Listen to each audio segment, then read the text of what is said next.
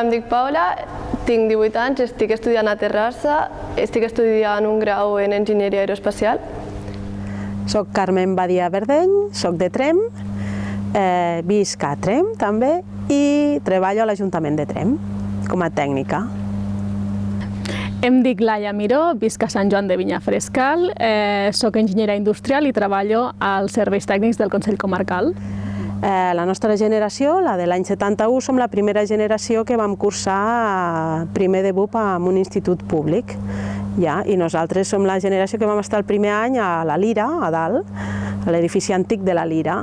Érem 40 i 40 i bé, a partir d'aquí segon de BUP ja a l'edifici actual de l'institut. I vaig cursar BUP i COU. Jo vaig estudiar a l'escola de d'Isona i després, a primer d'ESO, vaig venir a l'Institut Públic de Tremp i vaig estudiar allí tota l'ESO i el batxillerat i després vaig anar ja directament a Terrassa. A Lleida, l'Institut Maria Rúbies, a la Bordeta. No, amb aquest institut només era batxillerat. De fet, és un institut petit que està compartit entre els barris de la Bordeta i Magraners i tota l'ESO sí que hi ha moltes classes, però després al batxillerat disminueix bastant els alumnes. Jo vaig fer el científic perquè se'm donava bé les mates, la física, la química no m'agradava gaire, però bueno, no se'm donava tan bé, però bueno, l'altre com que se'm donava bé, en principi sempre fas una mica el que t'agrada i normalment el que t'agrada és el que se't dona bé també. És que a mi, des que era molt petita, m'han agradat molt les mates. Sempre han sigut com la meva assignatura preferida. Llavors, quan vaig haver de triar entre el social o el científic, vaig dir mates 100%, mates, física, llavors ja em vaig encaminar directament al tecnològic. Sempre ho he tingut com bastant clar que volia anar cap a aquest camí.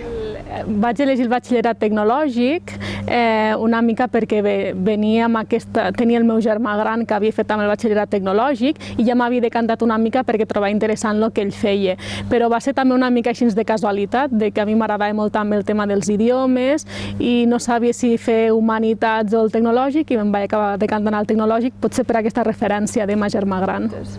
Sé que mentre estudiava només hi havia 2 cicles formatius, crec, que eren informàtica i administració i després hi havia auxiliar d'infermeria. Tampoc sé ben bé com funcionava, però crec que a auxiliar d'infermeria hi havia més noies i als altres hi havia més nois. Però sí que hi ha molta gent, tinc una amiga que està fent un cicle i ella sí que vol anar a una carrera però entrarà després del cicle i trobo que està molt bé. No tothom ha de fer batxillerat. Sí, hi havia cicles formatius, hi havia d'administratiu, hi havia també electricitat, mecànica, hi havia una gran varietat, hi havia molta gent que a vegades el BUP no t'anava bé i te saltaves a cicles formatius o al revés, acabaves cicles formatius, potser feies BUP. Hi havia bastanta triar.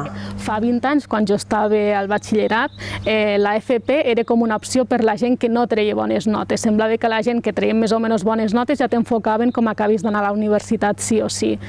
I després d'estar a la universitat em vaig trobar amb gent que venia d'un cicle formatiu que havien fet les proves d'accés i aquesta gent parlava amb una propietat de totes les assignatures, de fluids, de mecànica, venien amb uns coneixements que ja m'hagués agradat a mi tenir-los, i quan s'havien de fer pràctiques i tot anaven molt per davant nostre. Jo crec que és una molt bona opció fer un cicle formatiu. Jo al batxillerat m'agradava moltíssim la física, l'assignatura de física pel professor, perquè era un professor que és d'aquestes persones que transmiten aquesta passió per l'assignatura i va ser ell el que em va fer decantar, ell no directament, vull dir, l'assignatura em va fer decantar per enginyeria industrial amb l'especialitat mecànica, que és el que vaig elegir i vaig fer a la Universitat de Lleida, però la meva segona opció era filologia anglesa i francesa. Ja no té cap mena d'explicació, simplement jo la vaig veure allí, una amiga em va comentar que potser m'agradaria, vaig mirar les assignatures i tot el que hi havia i vaig decidir triar-la. Vaig anar a Barcelona a fer enginyeria tècnica de telecomunicacions a la Universitat de Ramon Llull. Sabia que volia fer una enginyeria perquè com que m'agradaven les mates i la física, alguna enginyeria d'algo, no? Però llavors, tenia un cosí que estava estudiant telecos i em va dir, Carme, tu has de venir a fer aquesta carrera, que t'anirà molt bé, que ja veuràs. I em va una mica encoratjar. Llavors anaves a fer una prova d'entrada, de fet vam ser 3 noies de llavors de la meva generació, que estudiàvem a l'Institut de Tremp, 3 noies que van fer aquesta prova. Vull dir, a l'Institut ens van preparar una part que era d'electrònica, que no havíem fet tant, i allí ens van fer una prova de mates, electrònica, física i química, i si la passaves, doncs bé, podies entrar a cursar la carrera si havies aprovat la selectivitat, sense la nota de la selectivitat de tall, vaja. Comptava que havies d'aprovar el seu examen i la selectivitat. Bueno, jo vaig arribar i estava molt contenta perquè estava estudiant algo que sabia que més o menys m'agradaria, perquè sabia 100% que volia fer una enginyeria, i els amics i tot superbé, i no sé, els companys molt bé. Però tampoc sé que em vull, no sé, de què vull treballar ni res. No, per mi em queda molt lluny encara. 2 anys i 2 de màster, mínim em queden 4. Llavors encara tinc temps per pensar-m'ho. La carrera va ser canyoseta. Diguem que el primer any em va costar, siguem realistes, em va costar adequar-me a Barcelona, un ambient, anàvem a una residència i va ser dur el primer any. I després ja vaig agafar un grup de treball, un grup d'amics amb els que estudiàvem. Vull dir, s'entén que l'enginyeria per estudiar necessitàvem un grup de treball, és a dir, per resoldre problemes necessitàvem, havíem de ser 4 o 5, perquè era la forma de treballar.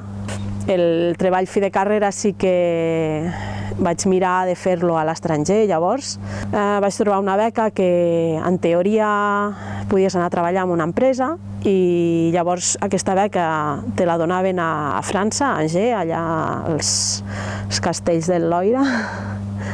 I vaig anar, estaves un mes allà a la universitat i llavors et buscaven una empresa. Vaig tenir la sort d'anar a parar a la Thomson de televisors i veure com es treballava en una empresa gran. Bueno, érem com molt, no sé, jo me sentia com molt innocents, no?, amb 18 anys de passar d'un institut molt petit a la universitat, no? Però molts bons records de la Universitat de Lleida, de com ens van tractar i de com de proper te pots sentir allà estudiant amb els professors, i sí, un molt bon record.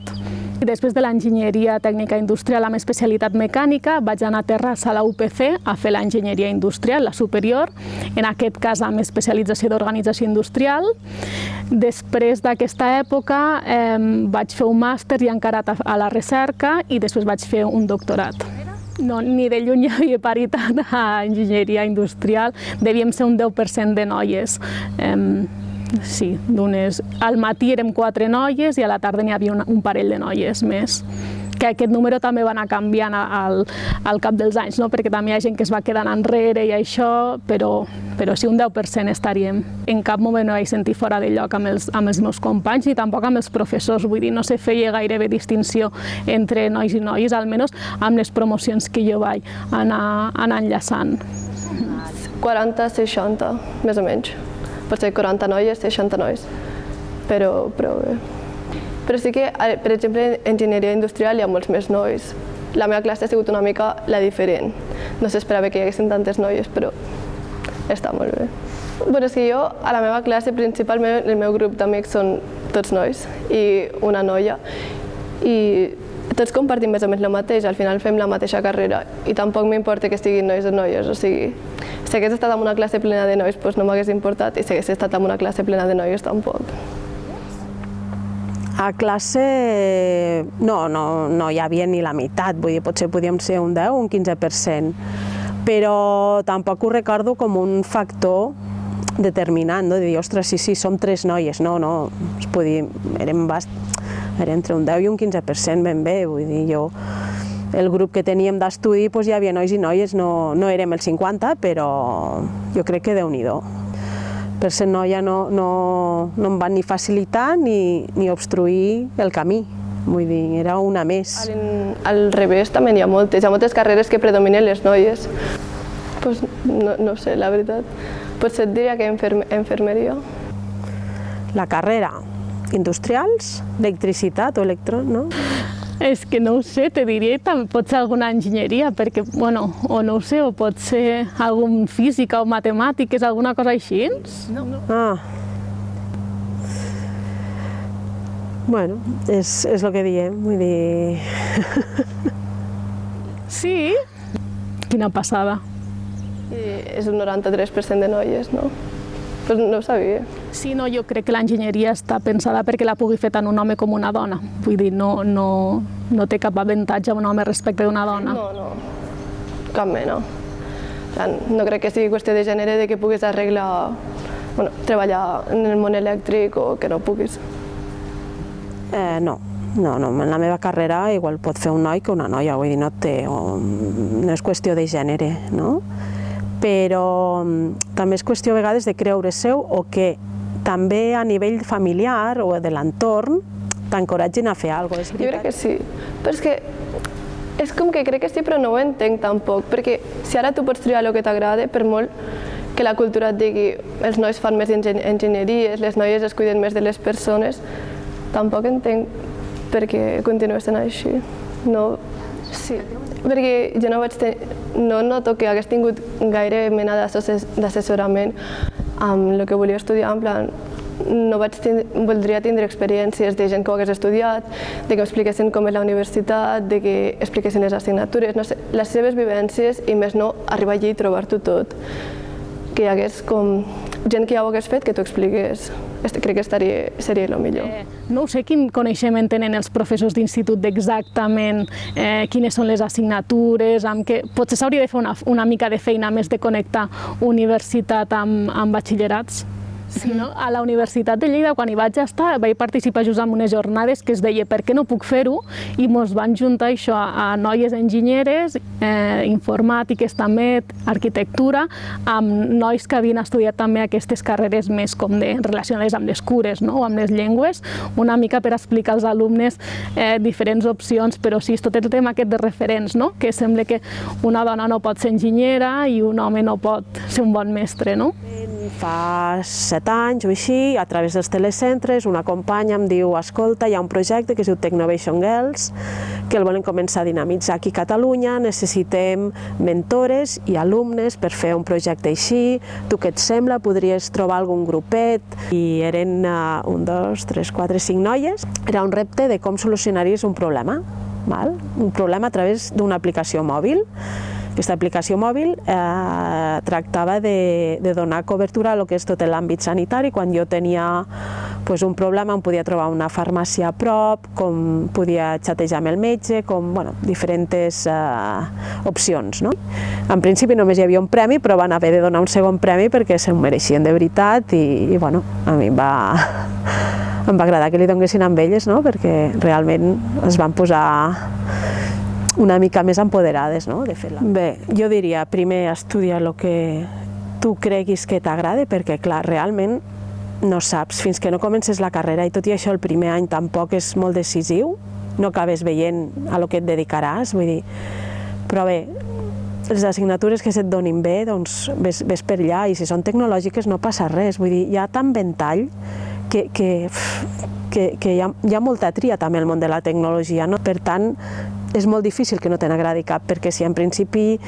ja t'agraden tota una sèrie d'assignatures que ets afín, que se't donen bé, les matemàtiques, la física, doncs segurament que aquella carrera també te n'acabarà sortint i trobaràs una sortida que t'agradi, que t'apassioni, no? Jo els diria que simplement estudin el que a elles de veritat els agrada, no pensin en la cultura, en lo social, en la gent que els envolta, en el que treballa la gent que veuen més a prop, sinó que el que a elles de veritat els agrada. Si els agrada estudiar una enginyeria, que l'estudien, si els agrada estudiar per ser metges, per ser educadores, per ser el que vulguin.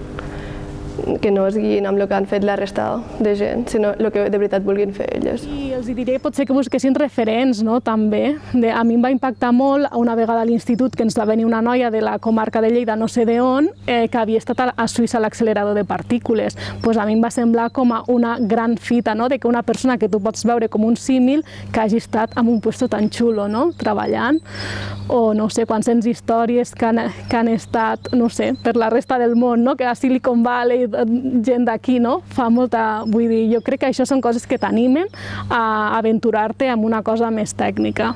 que potser no és això, un món més masculinitzat. Jo crec que coses així te donen com ganes de posar-te-hi. Jo crec que és que l'enginyeria el que et dona, ja sigui l'enginyeria que sigui, te dona com les respostes de la vida, no? De dir per què un cotxe funciona, no? O per què quan apreto l'interruptor de casa surt llum, no? Al final t'és molt útil pel dia a dia, crec, per entendre les coses, i si ets una persona que tens una mica d'inquietud, una enginyeria segur que t'agradarà. És que mai m'ho he pres com una cosa de valenta o de no valenta, simplement he triat el que a mi m'agradava i ja està. He anat sense cap mena d'expectativa ni res i m'ha agradat, he tingut sort i ja està. La nostra mirada a vegades és diferent de la de l'home i també és complementària i per això també es necessita. Per tant, jo els diria que ho facin, que les necessitem. Sí, jo crec que l'equilibri ja no sol amb el sexe, d'homes i dones, vull dir, cada persona té les seues intel·ligències i tothom pot aportar des de les seves intel·ligències i des del seu coneixement pot aportar coses independentment que siguis un home o una dona.